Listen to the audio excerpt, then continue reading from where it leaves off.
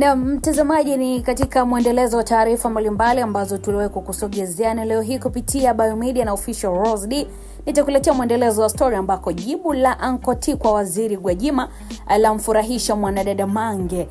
Mapenzi ya jinsia moja siwezi acha, wadau wabaki midomo wazi.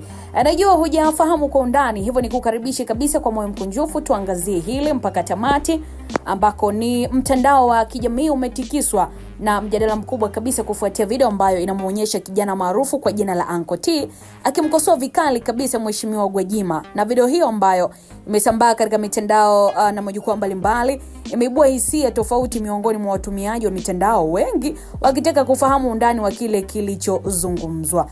Kupitia ukurasa wake wa Instagram, Uncle T ameandika ujumbe mzito kabisa ambao unaonyesha safari yake ya maisha na mafanikio aliyoyapata licha ya umri wake mdogo wa miaka 25, na amesema kuwa maisha yamemfundisha mambo mengi na kwamba hadi sasa yeye ni baba, lakini pia ni mkurugenzi wa kampuni zaidi ya 3 pamoja na mlipa kodi ambaye anachangia maendeleo ya taifa. Ameeleza kuwa mafanikio hayo hayakupatikana kwa bahati mbaya, bali ni matokeo ya juhudi kubwa kabisa, lakini pia kujituma na kuamini ndoto zake. Uncle T amesitiza kuwa amepitia changamoto nyingi sana kwa ukimya, lakini hakukata tamaa hadi alipoanza kuona matokeo ya kazi yake.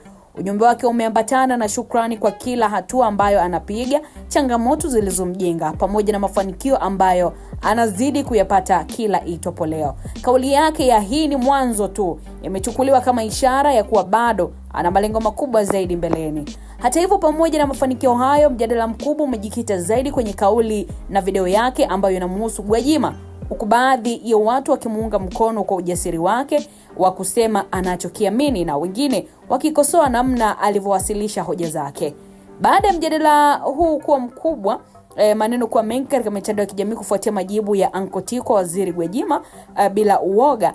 Bana Mange Kimambi, mwanaharakati wa mitandao ya kijamii, kupitia mtandao wake wa X zamani kama Twitter, ameweza kuachilia ujumbe ambao umeonyesha kama kufurahishwa na kitendo cha Uncle T kumjibu waziri.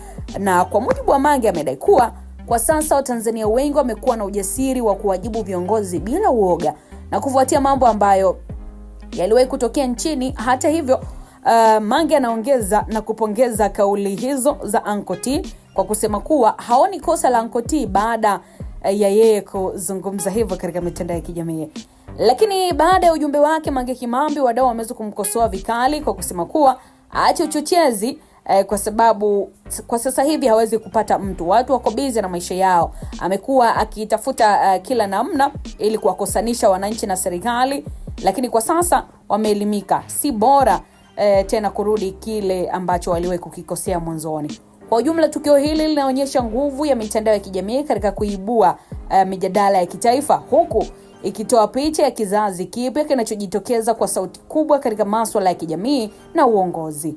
Mtazamaji, mimi ninatamatisha, lakini natamani kuona maoni yako kufuatia hili la Uncle T, ikiwa ni majibu ya kwenda kwa waziri moja kwa moja Gwajima. Baada ya kudondosha komenti yako, ni kuashua kwamba next video tutaweza kuangazia kozuri kabisa. Call me Official Rose D, till next time, bye bye.